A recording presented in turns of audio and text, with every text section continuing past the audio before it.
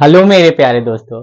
आज हम लोग करंट इलेक्ट्रिसिटी का 3 जेई मेंस का सवाल करेंगे। ठीक है, तीनों सवाल ऑलरेडी बोर्ड पे लिखा हुआ है, तो आप लोग हमेशा की तरह कॉपी पेन निकालिए और ट्राई कीजिए और कौन सा ऑप्शन आता है कमेंट में मुझे बताइए। ठीक है, तो पहला सवाल ये है एक सर्किट वाला, दूसरा भी सर्किट का ही सवाल है और तीसरा एक मिनिमम करंट पूछा है। चार्ज का इक्वेशन दिया, करंट पूछा, मिनिमम करंट पूछा। ठीक है, जेई मेंस 2023 का तीनों का ही है। ठीक है, तीनों 2023 का ही है। तो पहले हम लोग कौन सा शुरू करें? चलिए इससे शुरू करते हैं पहले। ठीक है, तो equivalent resistance between A and B, A और बी के बीच में इक्विवेलेंट रेजिस्टेंस पूछा है, सर्किट दिया हुआ। ठीक है, तो जिसके बीच में इक्विवेलेंट रेजिस्टेंस पूछता है वहां से करंट का एक बैटरी लगा लेते हैं। ठीक है, ए और बी के बीच में पूछा है ना इक्विवेलेंट रेजिस्टेंस कितना होगा, तो ए और बी के अक्रॉस में एक बैटरी लगा लिया ऐसे करके। ठीक है, अच्छा अच्छा, ए वाला सर्किट थोड़ा व्हीटस्टोन ब्रिज की तरह नहीं दिख रहा। व्हीटस्टोन ब्रिज होता क्या, पहले देख लीजिए। मान लीजिए सर्किट है, यहाँ पे एक रजिस्टर है, यहाँ पे एक रजिस्टर है। ठीक है, ऐसे है, ऐसे। ठीक है, एक बैटरी लगा हुआ है ऐसे, और यहाँ पे एक रजिस्टर बीच में है ऐसे। ये R1 है, R2 है, R3 है, ये R4 है, ये R5 है। अगर if R1 bye R2, R1 bye R2 का रेशियो इक्वल हो जा रहा है R3 बाय R4 क्या? ठीक है, R1 bye R2 equal to R3 bye R4 हो जा रहा है, तो बीच वाला रेजिस्टेंस हट जाएगा। ठीक है, बीच वाला रेजिस्टेंस हट जाएगा।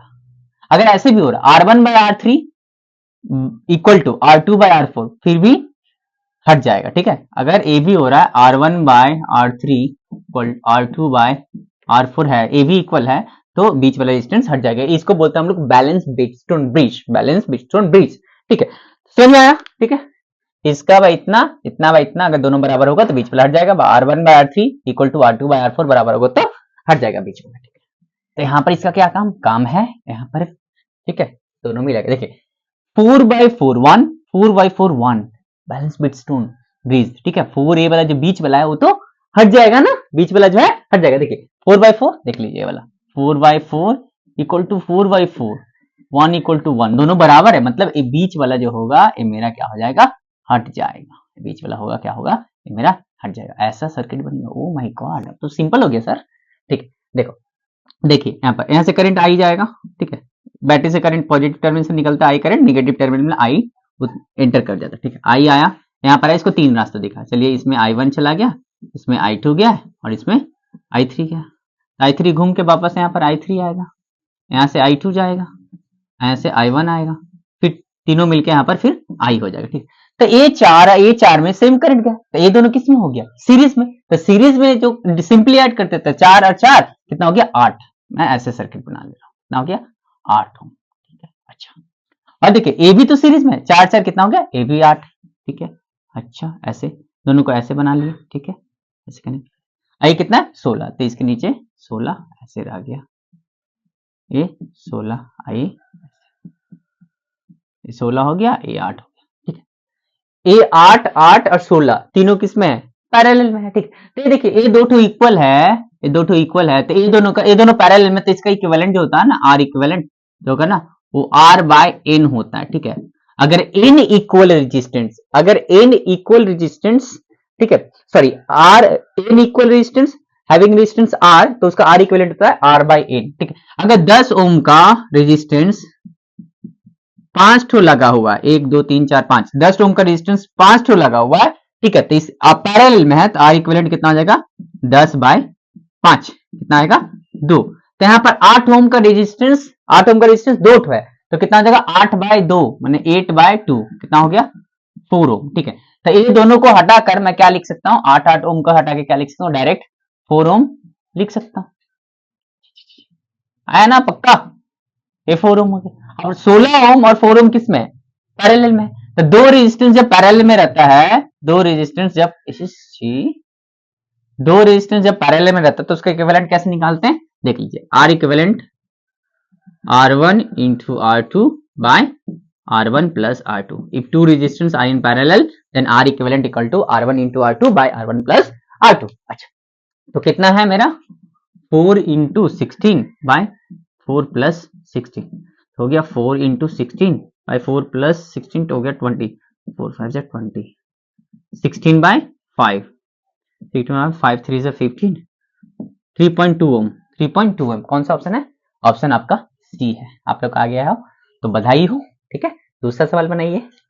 जैसे इसमें कुछ नहीं था, बैलेंस बीटस्टोन ब्रिज छिपा हुआ था। ठीक है, इसको देख लेना था, ये वाला को हटा देना था, ये दो सीरीज में आ जाएगा तो 8 हो जाएगा। ए बी सीरीज में 8 8 8 पैरेलल में, तो उसका इक्विवेलेंट कितना आएगा 4, और 4 और 16 पैरेलल में, तो उसका कितना आएगा 3.2 आया।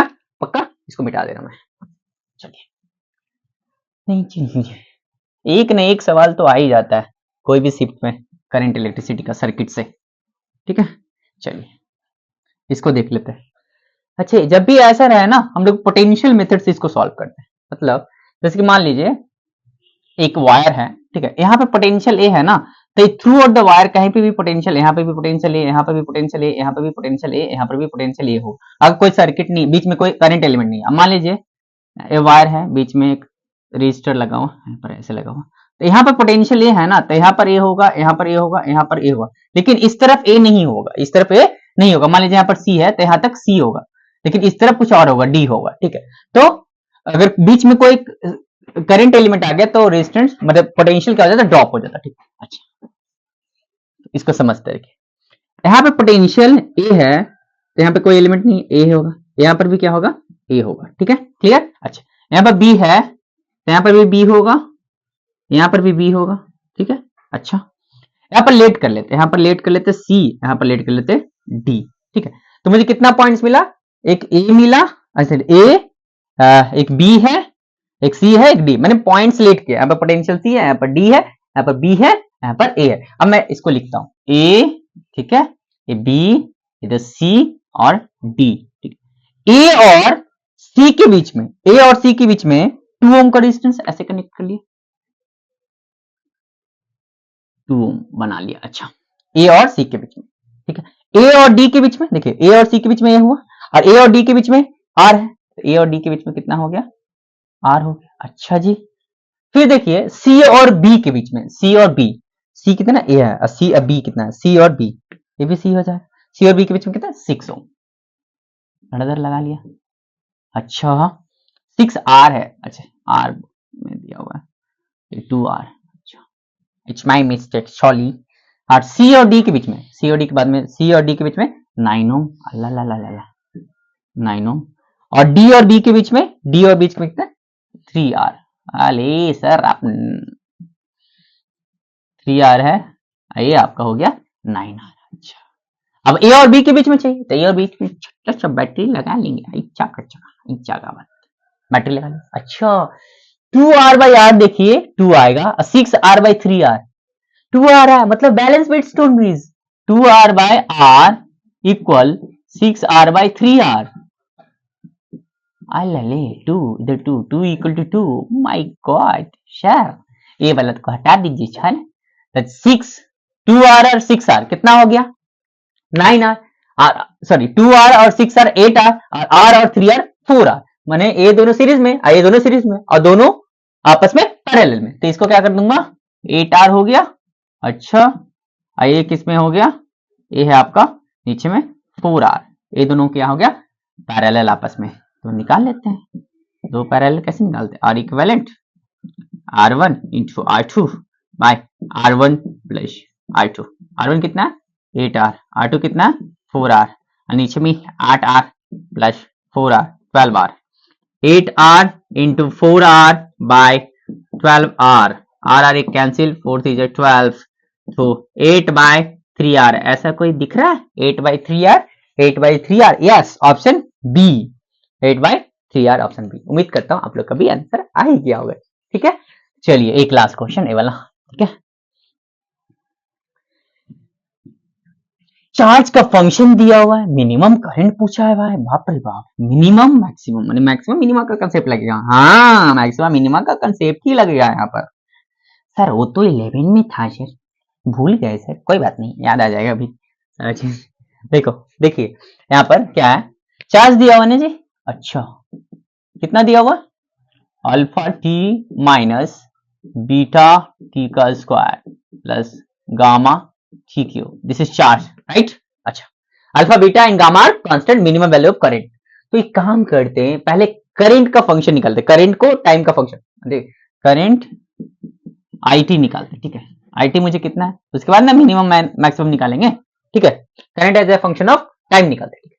तो इसको काम करते हैं, जो करंट मेरा होता है dq by dt होता है। अच्छा, तो dq by dt कर देते हैं, dt differentiation minus beta T square plus gamma, ठीक ही हो।